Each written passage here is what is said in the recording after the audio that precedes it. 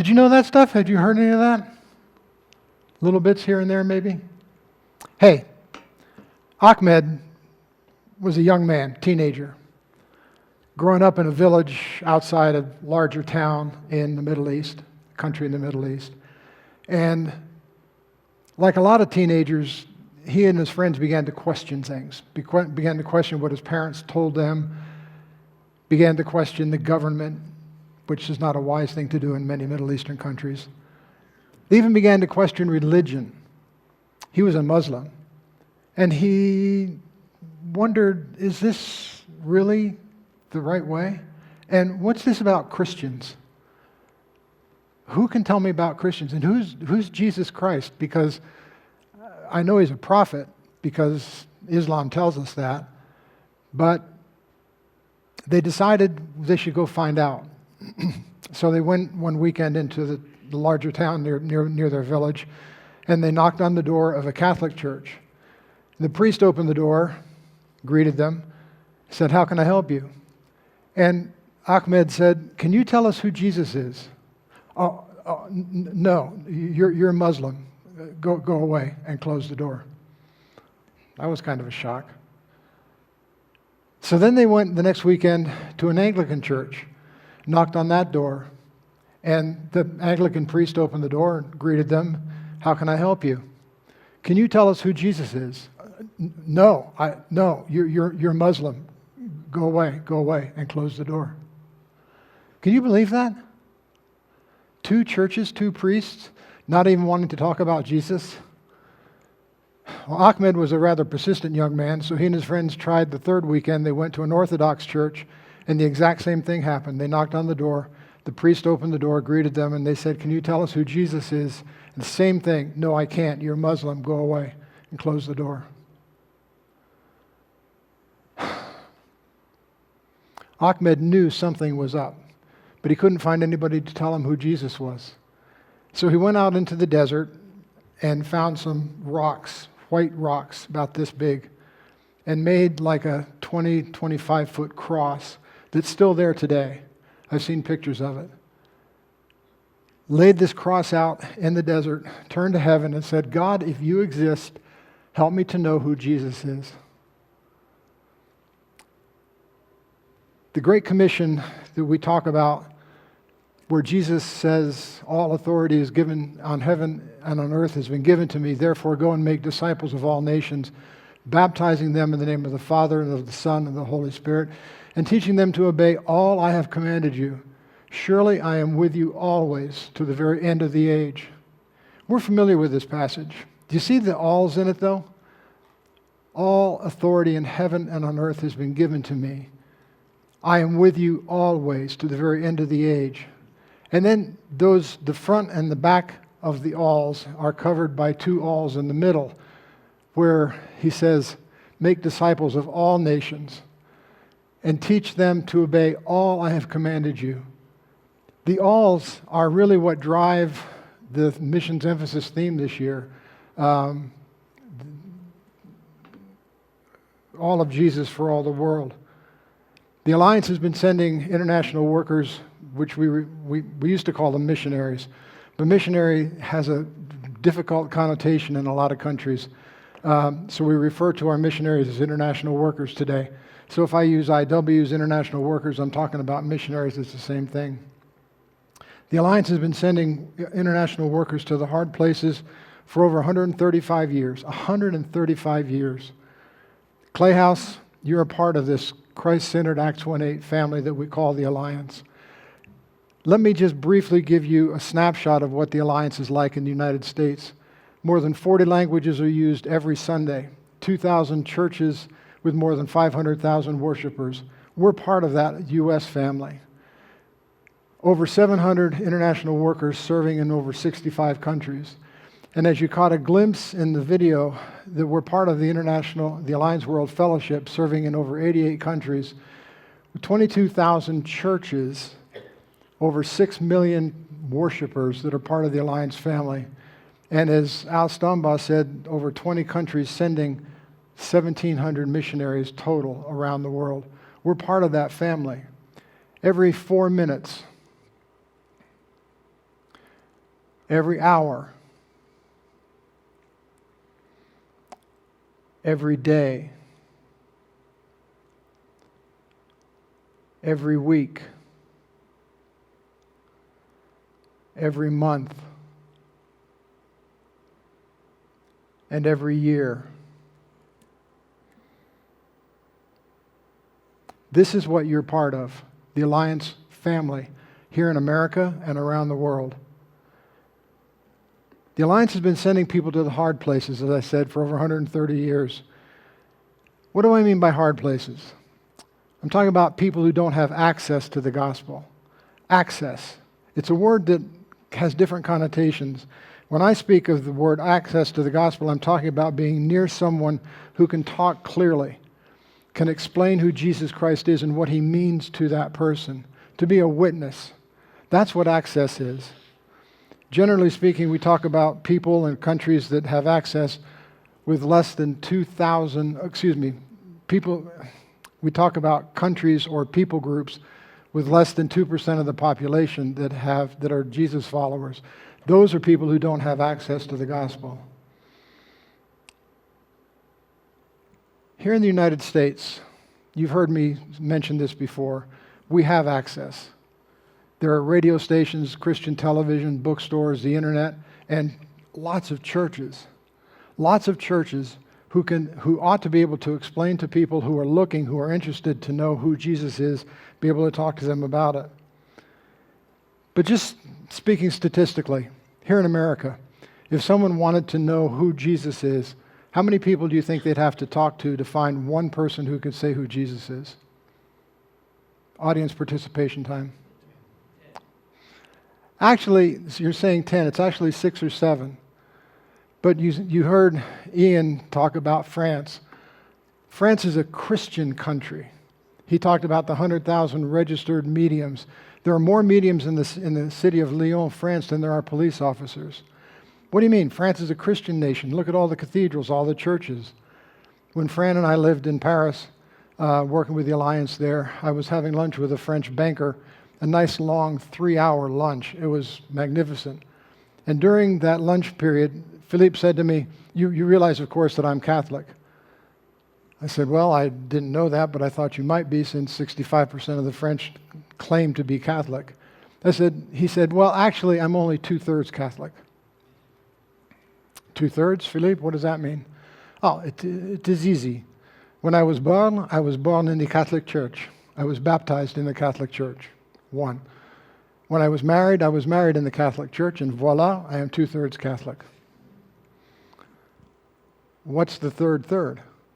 When I die, I will be buried in the Catholic Church, and a full Catholic. So I said, you don't go to Mass? Why would I do that? There's nothing there. It means nothing. So how many French people do you think you'd have to talk to find one person who could tell you about Jesus Christ? I can't hear you. 500 people. What about North Africa? We don't know too much about North Africa, but in the early days in the early church, Alexandria in Egypt was a center of the church. Augustine was a Tunisian living outside Tunisia near Carthage. The early church was strong in North Africa. But today, how many people do you think you'd have to talk to before you could find one who could tell you who Jesus is?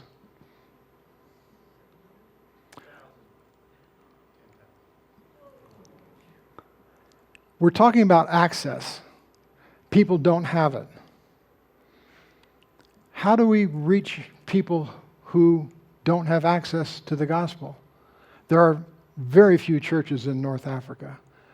And even if you wanted to find someone, you'd have to knock on a lot of doors before you could find someone who could tell you who Jesus is. So what does the Alliance do to reach people without access? There are 3 main elements, 3 main methods that the Alliance employs: serving communities, developing people, which result in multiplying church networks. Church planting is really the core of what things are all about. These methods are what the Alliance is doing today, sending missionaries to spiritually dark places where there is very little to no access in the gospel. In fact, of our 700 missionaries that serve around the world, 80% of them, over 80% of them, work in these people in these areas where there is limited to no access. Very often, percentages of the population that are fractions of 1%. This is where the Alliance is today. You're familiar with Romans 10. Seems to me there's some interesting things that I want to look at very briefly here. Paul says, everyone who calls on the name of the Lord will be saved. What a tremendous promise. You've experienced that as you've called on his name, you are saved. How then can they call on the one they have not believed in? You can't believe if you don't know who he is. How can they believe in the one whom they have not heard? You need to hear.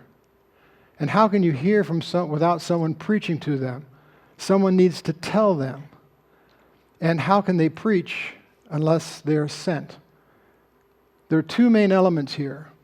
How can they hear without someone preaching to them? Someone needs to be a part of this. And how can they preach unless they are sent? Without preaching to them, someone who's been called and is willing to go and is actually gone. Unless they are sent, people, churches like ClayHouse, standing behind the people who are willing to go, and we send them, we're part of that process. Two essential elements: someone willing to answer God's call to go, and those who stand behind them in the process. Ahmed finished high school, did a couple years of college, and took a job in a tourist town in that particular country where he was. He worked at a hotel. A lot of tourists coming through, a lot of Europeans traveling through on vacation and stuff. And in his neighborhood, a community center opened up, and they started offering English classes. And that was very appealing to Ahmed because it gave him a chance to improve his English from native English speakers so he could help advance him in his job. So he walked into this community center, and he felt something different, something he'd never sensed before. There was a calm, there was a peace there that he'd never had, that he never experienced. The English classes, the professors, the teachers were very friendly and helpful. They were Americans, and this particular country liked America for the most part.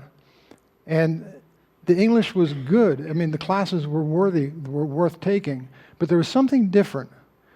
And he went up to the teacher after class, after a couple months, and said, "There's something different about you.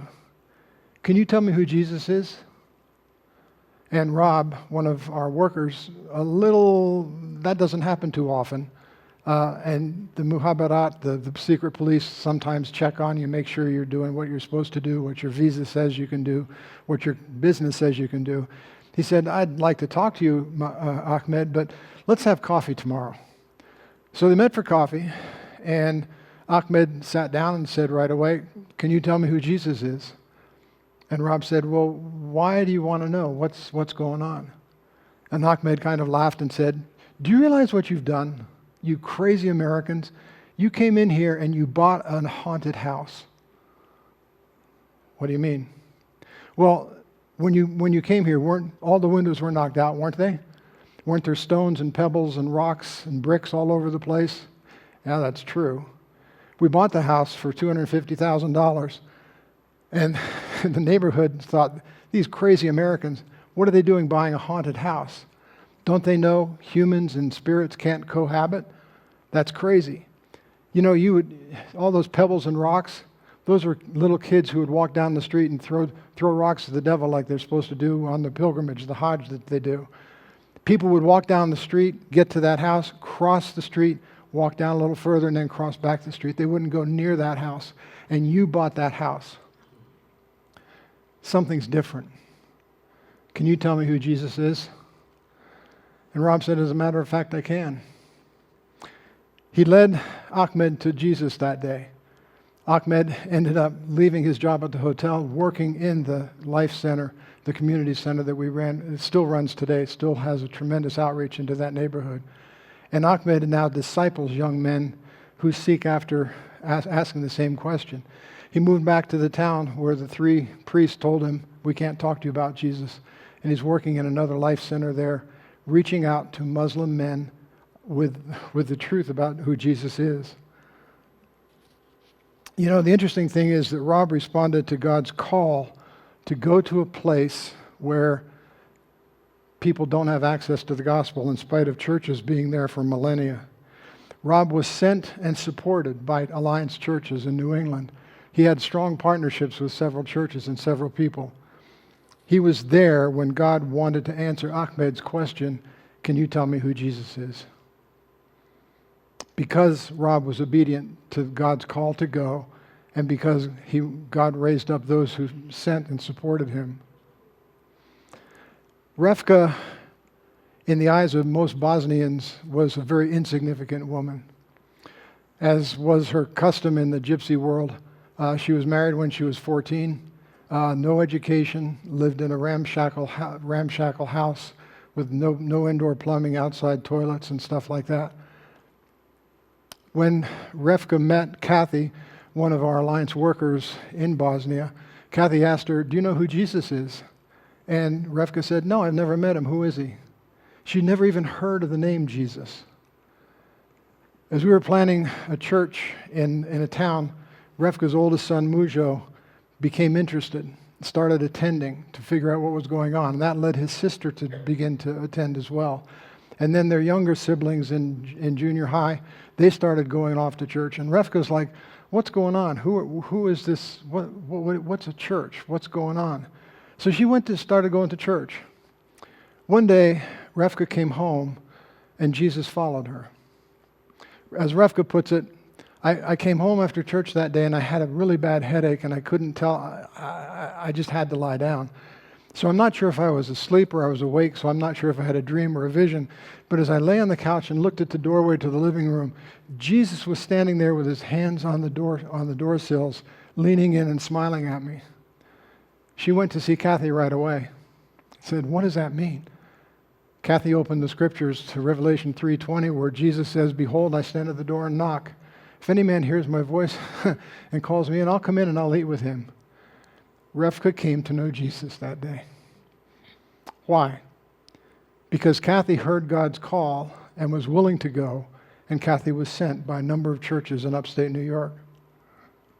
Then there's Mahmoud, a devout Muslim man living in Lebanon. He saving up for years to do his Hajj.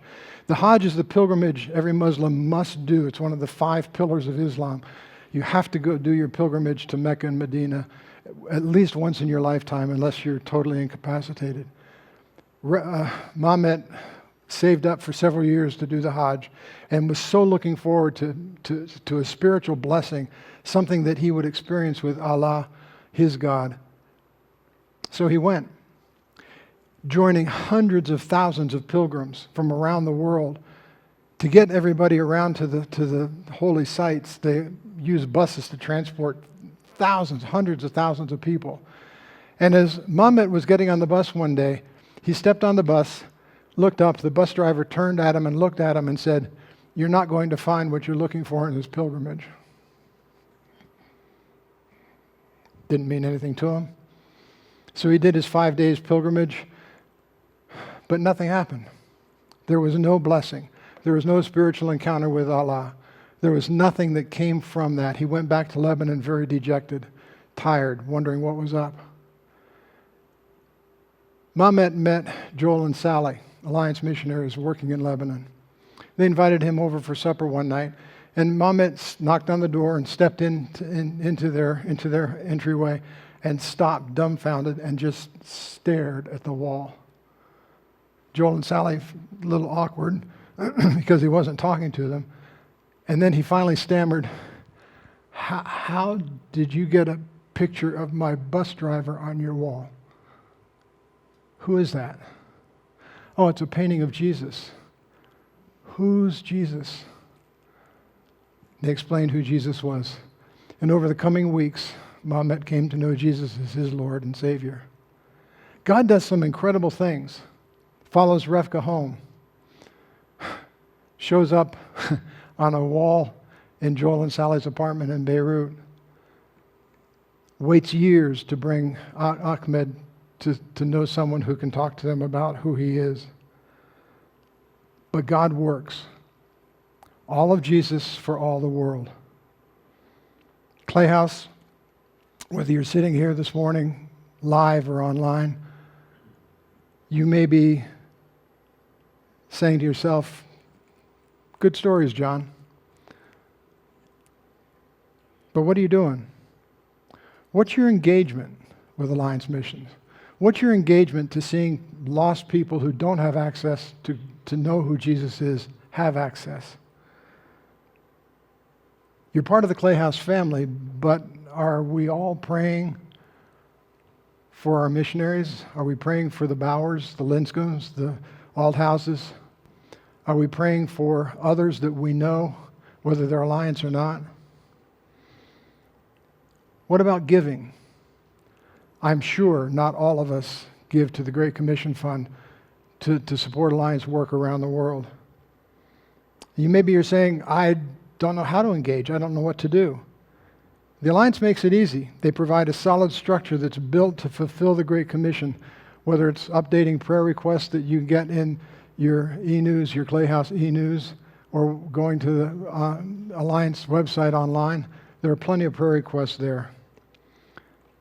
You know, Revelation, we quote often, John did it in his video, refers to a great multitude that no one could count from every nation, tribe, and people and language standing before the throne in heaven. That's in the future, and we look forward to that. We look forward to joining a multitude that no one can count, no one can number, from every tribe, tongue, language, and nation around the world. We look forward to that.